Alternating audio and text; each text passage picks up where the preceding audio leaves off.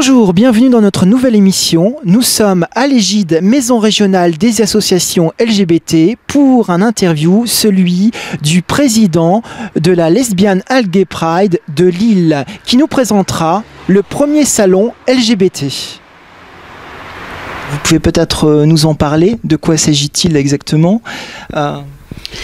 Il s'agit d'un salon LGBT, c'est le salon lesbien gay bi trans, le premier en province. C'était une initiative à laquelle on a pensé depuis un certain temps, et qui permet une alternative entre la Gay Pride, entre les Gay Pride en fait, puisqu'il ne se passe rien pendant la période hivernale sur l'île. Voilà, donc on a créé ce salon pour avoir un public plus large que pour la Gay Pride, pour avoir un événement différent sur l'île, et pour faire rayonner la région et la ville de Lille, tout simplement. D'accord, et qu'est-ce qu'on va y trouver alors dans ce premier salon?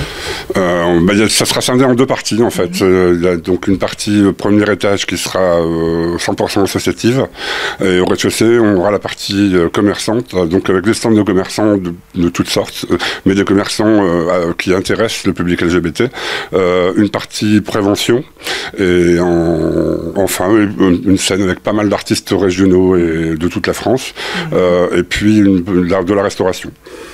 D'accord. Et au niveau des horaires, au niveau par exemple des visiteurs, vous comptez sur un public comment? Est-ce que c'est tout public? Oui, c'est tout public. On a dû appeler le salon LGBT parce qu'il fallait bien le nommer et cibler le public malgré tout. Mais c'est justement la volonté d'avoir un salon différent totalement de la Gay Pride et des préjugés que certaines personnes, y compris les gays, peuvent avoir par rapport à la Gay Pride. C'est-à-dire un salon ouvert à tout le monde, aux LGBT, aux friendly et aux hétéros, à tout le public, pour rencontrer des associations, des commerçants et discuter d'une manière totalement différente de la Gay Pride, qui est quand même un événement extérieur, public, et où certaines personnes n'ont pas envie d'apparaître ou d'être vues. D'accord. Et sinon, au niveau des horaires, donc ça sera le samedi de 11h à 18h, ouais. Et le dimanche de 12h à 18h. D'accord, d'accord. Alors, est-ce qu'il y aura donc des entreprises, il y aura des associations sans doute aussi, il y aura des artistes peut-être, non, aussi Oui, comme je disais, on a une vingtaine d'associations, à peu près autant de commerçants, une vingtaine de stands de commerçants, et on a 9 artistes régionaux, enfin artistes solos ou troupes d'artistes. Il y aura des styles très différents, transformistes, chansons à texte, comédie musicale, vraiment on aura un peu de tout, pour tous les publics, justement. Donc en fait ça sera différent de ce qu'on trouve à la Gay Pride, les associations, il y aura quand même des choses différentes alors. On retrouvera les mêmes associations qu'à la Gay Pride, mais il y aura plus d'associations qu'à la Gay Pride, et notamment des associations de Belgique ou même de Paris qui souhaitent s'implanter sur la région et créer des antennes régionales. D'accord. Le temps d'échange sera différent parce que vous aurez sur 2 jours l'occasion de discuter et d'échanger avec ces associations. Et donc c'est pas la même chose que sur une Gay Pride ou sur une après-midi. Voilà, vous survolez et l'idée c'est de prendre rendez-vous et ensuite de les revoir. Là vraiment sur 2 jours vous aurez l'occasion de savoir ce qu'elles font toute l'année et pourquoi pas d'y participer tout le reste de l'année. Voilà. Donc sur les artistes qui seront présents, c'est la première fois qu'il y a un plateau LGBT de cette ampleur, je pense, avec des artistes aussi bien du Nord-Pas-de-Calais que de la Belgique francophone ou des artistes nationaux.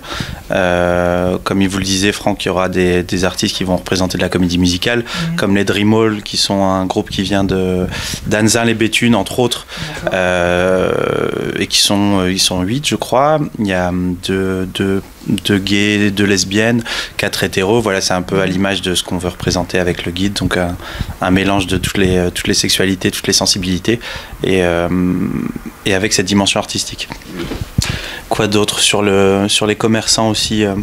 On se différencie encore une fois de la Gay Pride puisque sur 2 jours il y a pas mal d'exposants qui vont être présents. On a un panel beaucoup plus large que sur la Gay Pride. Ouais. La Gay Pride, le village de la Gay Pride est essentiellement associatif. Là, on a vraiment un salon 50% associatif, 50% commerçant. Ce qui nous a permis d'avoir un équilibre quasi total entre les associations et les commerçants, et d'inviter des commerçants, enfin de convier des commerçants très différents, avec des activités très différentes, mais qui, a priori tous intéresseront le public LGBT et le grand public. Voilà. Juste pour dire que c'est aussi super démocratique, hein, on a un prix d'entrée à 2 €, donc c'est plus qu'abordable. C'est 2 € qui seront reversés à la LGP, donc qui vont permettre d'autofinancer le salon ou pourquoi pas de financer d'autres activités pour la Pride. Donc il n'y a aucune raison, il n'y a aucun obstacle à ce que quiconque puisse venir au salon. Et ils auront l'occasion donc sur 2 jours de voir des artistes, de voir des commerçants, de rencontrer des associations. Et c'est la première fois qu'on leur donne cette occasion. C'est fait dans une salle donc au théâtre du gymnase. Donc ils n'auront pas froid, on peut venir en dernier week-end de janvier, tout se passera bien. Et voilà, ils vont rencontrer toutes ces personnes-là, ils vont avoir une autre image de la région et de la dynamique de la région. Ils vont se rendre compte qu'il se passe plein de choses.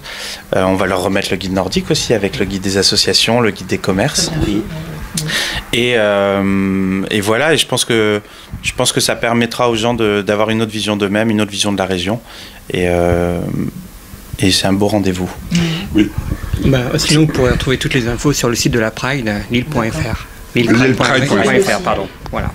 Et sinon, votre objectif final, vous comptez avoir un nombre de visiteurs assez conséquent 100 000. Pour éventuellement, si ça marche bien, j'espère pour vous, montrer qu'il y a des bus qui viennent d'Angleterre. Un deuxième salon. On espère. Le but, effectivement, de faire un premier salon, c'est qu'il y en ait un deuxième. Mais on met pas la charrue avant les bœufs. Nous, on est déjà à fond sur le premier. C'est un travail énorme et on espère. On peut pas quantifier, mais on espère, vu la grosse communication qu'on a pu faire. D'ailleurs, je fais une parenthèse. On est vraiment très bien soutenu par la mairie de Lille au niveau com, en panneaux de co, en affichage. Et donc, on espère au mieux. On espère entre 1500 et 2000 personnes, mais à minima, au moins 1000 entrées sur 2 jours. Ça peut paraître assez peu, mais sur un premier salon en province, ça serait déjà une belle réussite. Ouais. Ça n'a jamais été fait en France. Ce sera la première dans le Nord. Bon, je vous souhaite bonne chance et puis en espérant beaucoup de succès avec ce premier salon. Voilà.